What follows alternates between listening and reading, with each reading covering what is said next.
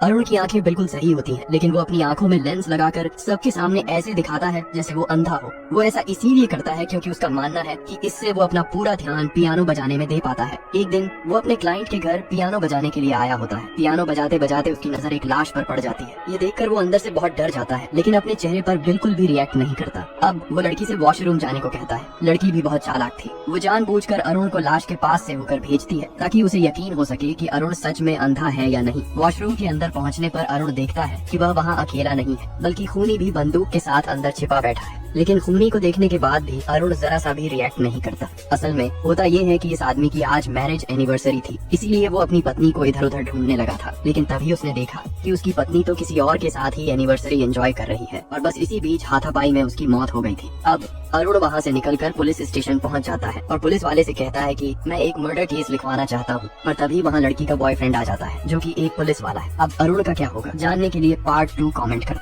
दोस्तों, देख लेता है, लेकिन वह बिना कोई रिएक्शन दिए ही पियानो बजाने लगता है और अंधे होने का नाटक जारी रखता है। अब लड़की और उसके बॉयफ्रेंड को यकीन हो जाता है कि यह सच में ही अंधा है। अब वे उसके सामने ही आदमी की लाश को ट्रॉली बैग में डालकर वहाँ से निकल जाते हैं। अब अरुण वहाँ से निकलकर पुलिस स्टेशन पहुँच जाता है और एक मर्डर केस लिखवाने के लिए आता है। लेकिन वहाँ पर अरुण देखता है कि लड़की का बॉयफ्रेंड वहाँ मौजूद है और वह वहाँ का सीनियर ऑफिसर है। अब अरुण सोच में पड़ जाता है कि कातिल ही पुलिस वाला है। यह देखकर उसकी हालत टाइट हो जाती है। फिर तभी अरुण सोच समझकर कुछ हटकर जवाब देता है, मेरी बिल्ली पिछले 1 हफ्ते से गायब है। मैं विश्वास के साथ कह सकता हूँ कि मेरे पड़ोस के टिकू नाम के लड़के ने ही मेरी बिल्ली को निपटाया होगा। लेकिन यह बात सुनकर पुलिस वाले को अरुण पर शक होने लगता है, इसीलिए वह अरुण के घर पर इन्वेस्टिगेशन के लिए निकल जाता है। अब वहाँ पहुंचकर पुलिस वाला अरुण को हर तरीके से चेक करने लगता है कि आखिरकार अरुण अंधा है भी या नहीं। लेकिन अरुण भी कुछ कम नहीं था, वह भी अंधे होने के नाटक में छिपा रुस्तम था। अब वह जैसे तैसे करके अपने लेंस को भी आसानी से छिपा लेता है। तभी पुलिस वाला उसे पूछता है, तुम न्यूज़पेपर तो पढ़ नहीं सकते, तो तुम इसका करते क्या हो? अरुण कहता है, सर, इन न्यूज़पेपर से तो मैं अपनी बिल्ली की टट्टी को साफ करता हूँ।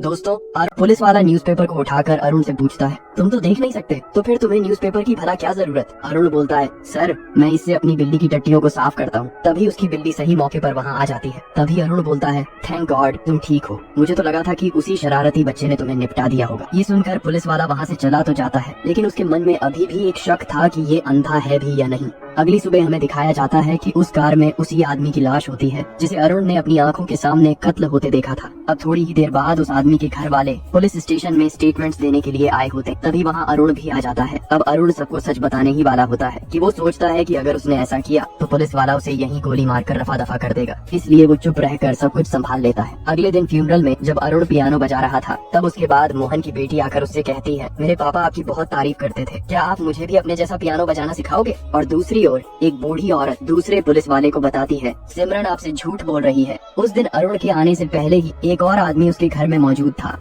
अब पुलिस लिफ्ट खुलते ही अरुण देखता है कि लड़की अब उस बूढ़ी औरत को भी बहुत ऊंची बिल्डिंग से नीचे फेंक देती है, क्योंकि उस बूढ़ी औरत ने फ्यूनरल वाले दिन पुलिस वाले को यह कहा था कि सिमरन झूठ बोल रही है। इसीलिए सिमरन पूरी तैयारी के साथ उस बूढ़ी औरत को सर दर्द का बहाना करके बाहर बुला लेती है, जिससे वो बड़ी ही आसानी से उसको बिल्डिंग से नीचे फेंक देती है। इतने में ही अरुण लिफ्ट से ऊपर ये दूसरा कारनामा देखकर उसके हाथ से स्टिक नीचे गिर जाती है। अब सिमरन अरुण को देख लेती है, लेकिन अरुण भी अपने अंधे होने का नाटक जारी रखता है। अब सिमरन को भी अरुण पर शक होने लगा था। थोड़ी ही देर बाद बाहर भीड़ लगना चालू हो जाता है। पुलिस वाला सब कुछ समझ चुका था कि कारनामा सिमरन नहीं किया है, इसीलिए वो इस केस को सुसाइड केस घोषित कर फाइल बंद कर देता है। अब अरुण एक के बाद 2 मर्डर देखने के बाद काफी घबरा जाता है और अपनी टेंशन को मिटाने के लिए जल्दी से चाय बनाने लगता है। पर तभी अचानक से पड़ोस का छोटा बच्चा उसको चाय बनाते देख उसकी वीडियो बना लेता है, जिससे देखकर साफ पता चलता है कि अरुण अंधा नहीं है। तभी उसी पल अरुण के घर सिमरन चली आती है और वो उसके लिए प्रसाद लाई थी। अरुण बिना कुछ सोचे समझे उसे खा लेता है, पर ये सब तो एक बहाना था। सिमरन तो उसको चेक करने आई होती है। कॉफी बनाते वक्त सिमरन उसके पीछे भयानक मास्क लगाकर बैठी थी, लेकिन अरुण भी कुछ कम नहीं था। अब सिमरन उसके सामने ही उसकी कॉफी में झरमिला देती है। अब अगले दिन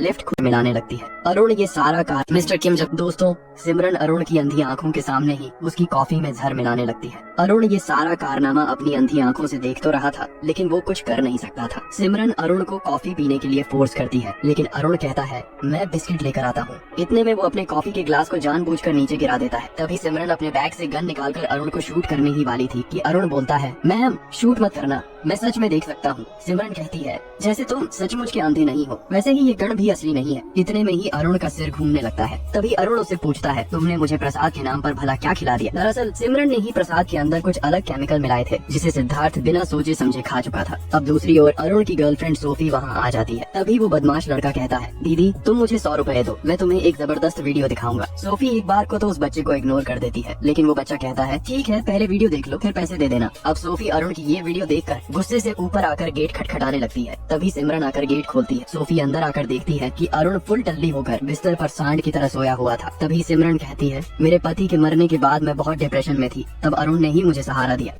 हुआ था। सिमरन सोफी को यह भी बताती है कि मेरे पति के मरने के बाद मैं बहुत डिप्रेशन में थी और इसी बीच अरुण ने ही मुझे सहारा दिया। यह सुनकर सोफी अरुण से कहती है, अभी मुझे उस बच्चे के फोन से पता चला कि अरुण अंधा नहीं है, वो अंधे होने का जबरदस्त नाटक कर रहा है। अगर वो उठ जाए तो उससे कह देना कि हमारे बीच जो भी हुआ वो सब खत्म हो चुका है। इतना कहकर वो वहाँ से जा ही रही थी कि इतने में वो बच्चा सोफी से उस वीडियो क्लिप को दिखाने के 100 रुपए मांगने लगता है, लेकिन सोफी गुस्से में आकर उसे एक थप्पड़ लगा देती है। अब जैसे ही अरुण की आंखें खुलती हैं तो वो सच में अंधा हो जाता है और उसे कुछ भी दिखाई नहीं देता। वो सिमरन से कहता है, आखिर तुमने मेरी आंखों के साथ ये क्या किया? सिमरन अरुण से कहती है, तुम चिंता मत करो, इसमें तुम्हारा और मेरा दोनों का फायदा है, क्योंकि न तो तुम पर कोई यकीन करेगा कि तुम कभी देख भी सकते थे। अब सिमरन वहाँ से निकलकर बॉबी के पास जाती है और उसे कहती है, मैंने उसे हमेशा हमेशा के लिए अंधा बना दिया है। लेकिन बॉबी उसे कहता है, तुम्हें उसे मार देना चाहिए था। सिमरन उसे कहती है, मैं कोई खूनी नहीं हूँ, लेकिन बॉबी अरुण को जिंदा नहीं छोड़ना चाहता था, इसीलिए वो अरुण को निपटाने के लिए रात में उसके घर मारने पहुँच जाता है। अब बेचारा अरुण वहाँ से भाग भी नहीं पा रहा था।